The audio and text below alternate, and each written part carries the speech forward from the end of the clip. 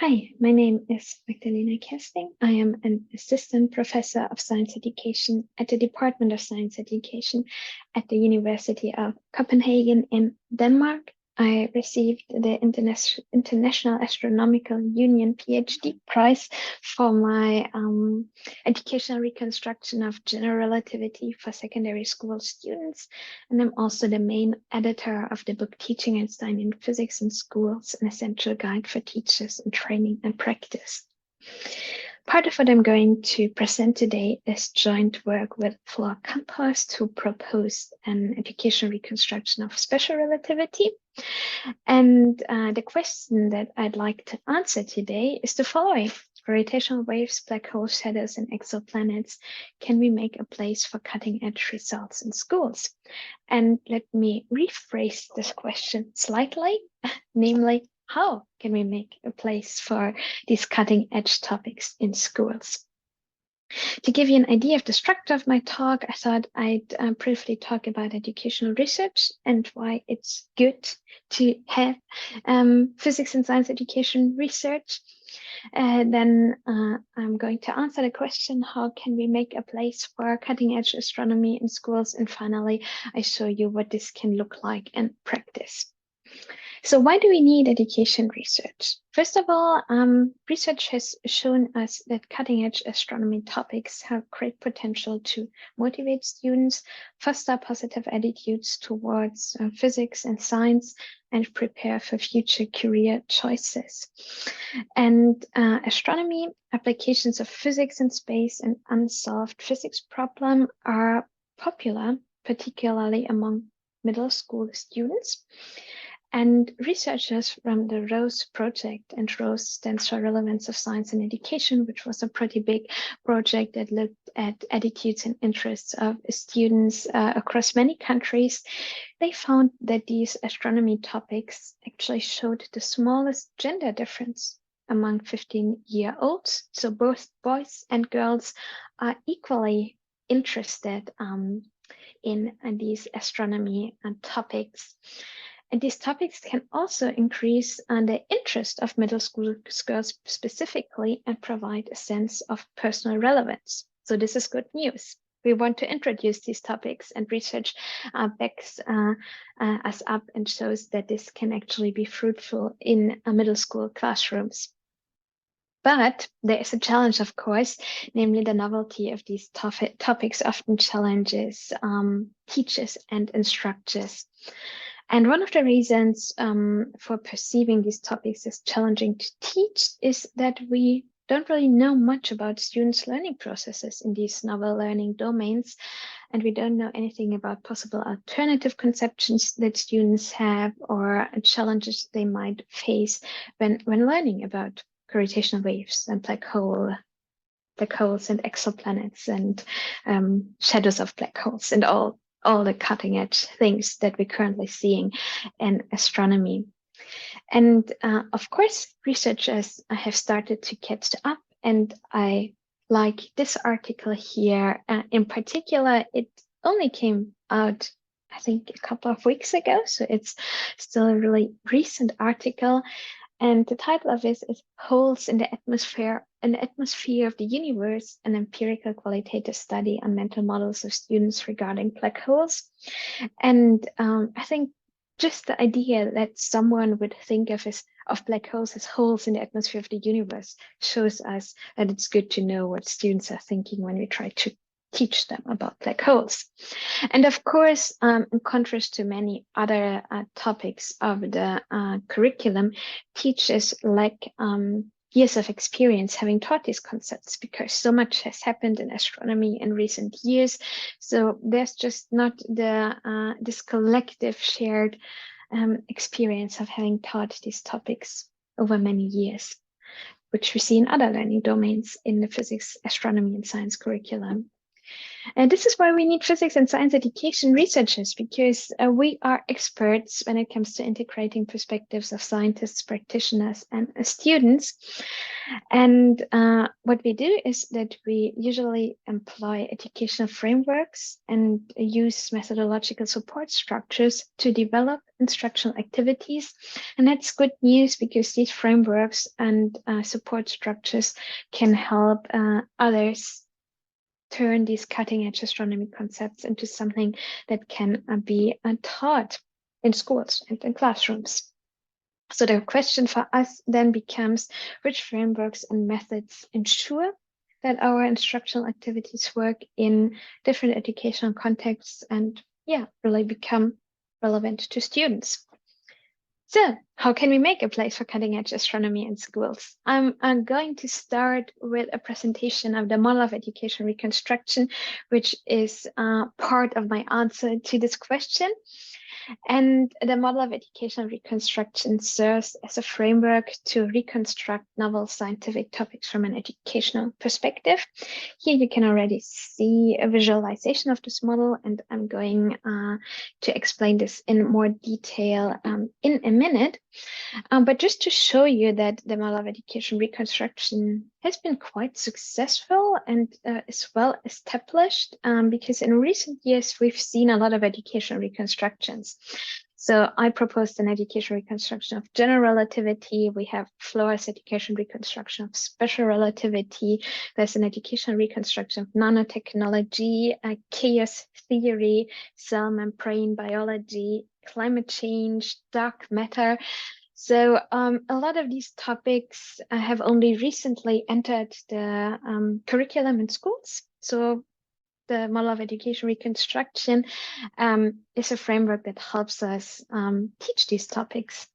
And the underlying idea of the model that was developed by State and colleagues is that science subject matter issues, as well as student learning needs and capabilities, have to be given equal attentions in attempts to improve the quality of teaching and learning. So it goes without saying that we need to take students' perspectives into account if we want to teach cutting-edge astronomy topics. And this is really what this framework is about. It starts with an analysis of the science content structure, and this is where astronomers and scientists are really good, right?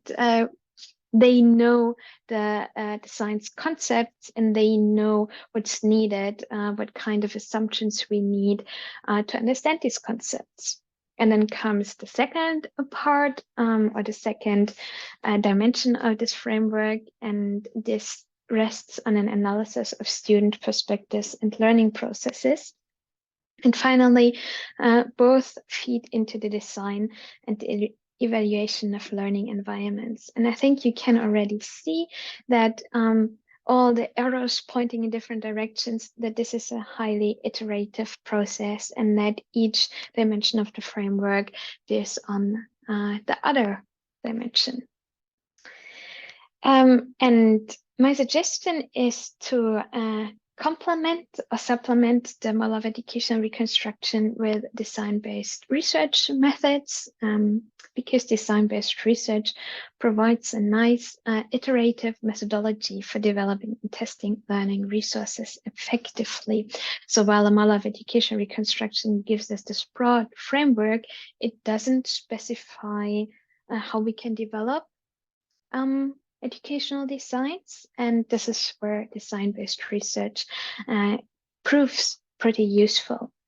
So the aim of design-based research, which is often abbreviated by DBR, is to design educational resources that work in the messy setting of day-to-day education. And that's just in the very nature of education and of science classrooms, they are messy. It really depends on the time of the day, if students are hungry, if it's before or after the lunch break, if it's Monday morning or Friday afternoon.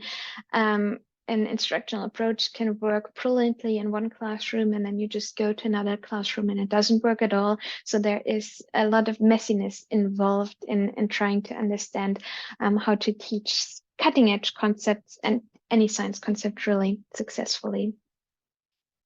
And the approach of DBR relies on repeated rounds of development and testing in close collaboration with teachers and practitioners. And this is what I love about this framework so much, is that we get the expertise from teachers who are really experts. They are professionals. They are experts when it comes to teaching science topics. They know their students, and the design-based research methodology allows us to work with teachers collaboratively to get their perspectives and many other perspectives in ensuring that we design really successful learning resources and instructional approaches. This is a visualization of the design-based research methodology that I like a lot, because it shows the iterative nature of design-based research. So you have some boundary conditions and requirements of your classroom, let's say, and you have some learning theories. They feed into the design. So you might design a prototype of a learning resource, and then you implement it in a classroom, you analyze it, and then you start redesigning, and you do this over and over again. And of course, designs and learning resources can always be improved. So if you go to a new setting, a new country, let's say, a new age group, you can always build on your previous designs and iterate on them and improve them and adapt them to the different contexts.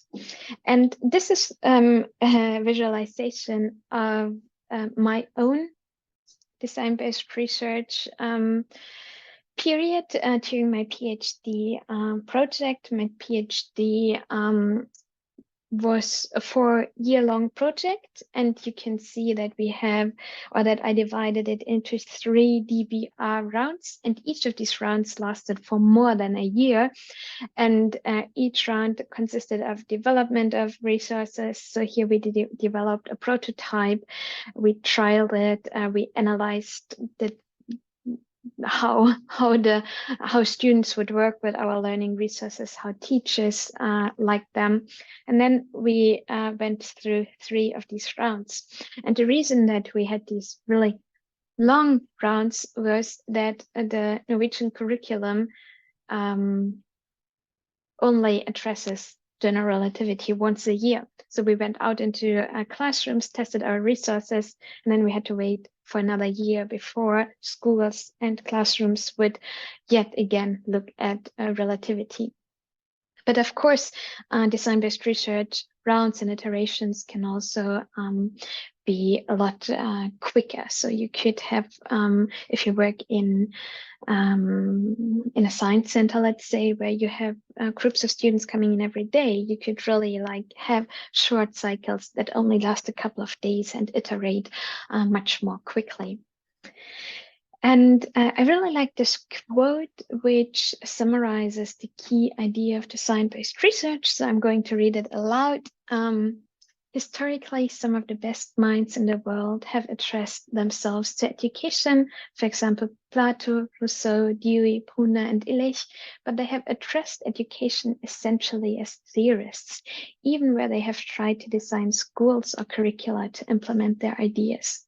What is different today is that some of the best minds in the world are addressing themselves to education as experimentalists. Their goal is to compare different designs to see what affects what. Technology provides us with powerful tools to try out different designs, so that instead of theories of education, we may begin to develop a science of education. But it cannot be an analytic science like physics or psychology. Rather, it must be a design science, more like aeronautics or artificial intelligence. For example, in aeronautics, the goal is to elucidate how different designs contribute to lift, drag, maneuverability, etc. Similarly, a design science of education must determine how different designs of learning environments contribute to learning, cooperation, motivation, etc. And I think this quote summarizes it so nicely. So if we want to develop resources that actually work in the classroom, we need to be experimentalists. We need to go out and test our designs. So how can we make a place for cutting-edge results in school? Well, by combining the model of educational reconstruction with design-based research to leverage the potential of cutting-edge astronomy in formal education. So the model of educational reconstruction provides perspective on the subject area, teaching and learning theories, and it helps us develop a content structure for instruction. And design-based research provides a methodological structure to include teachers, practitioners, and formulate design hypotheses that then can be tested and eventually turned into design principles. And both approaches share the iterative nature in which field studies and classroom studies inform the design.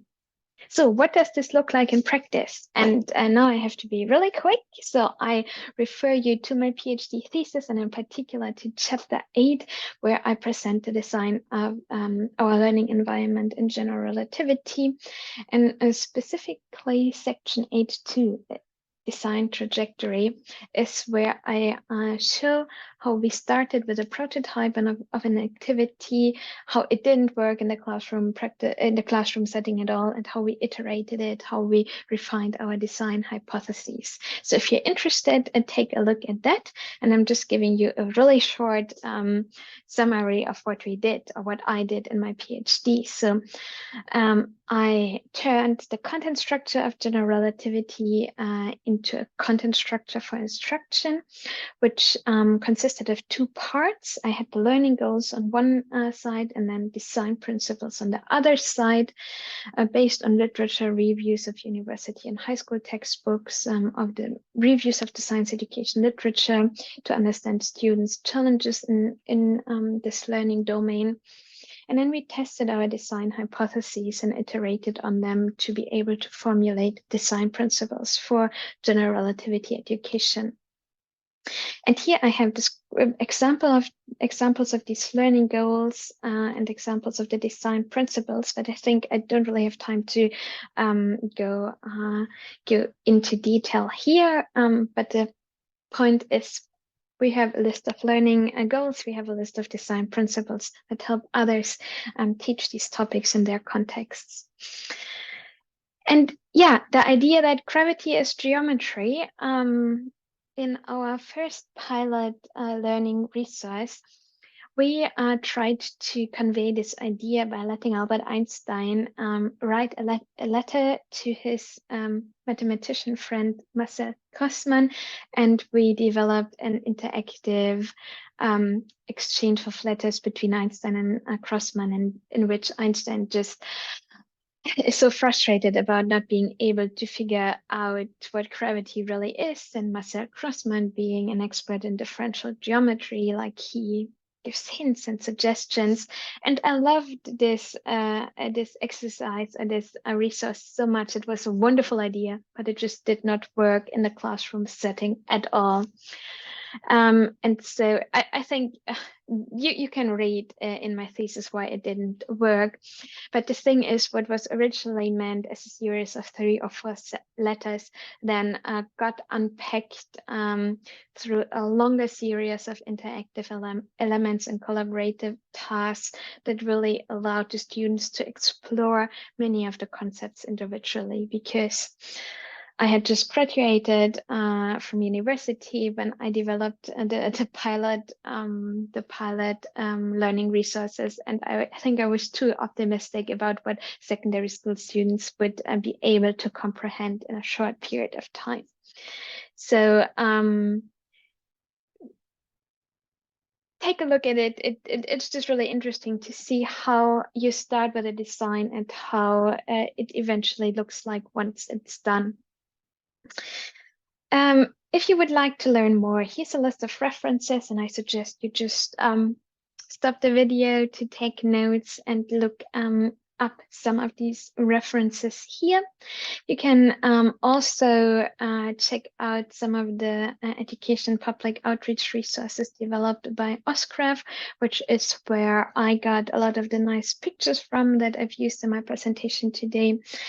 So it's oscrav.org. And if you'd like to learn more about my research and my work and our learning resources, you can check out my homepage. You can write an email to me, or you can follow me on Twitter, because on Twitter I share a lot of interesting physics education and science education resources all the time.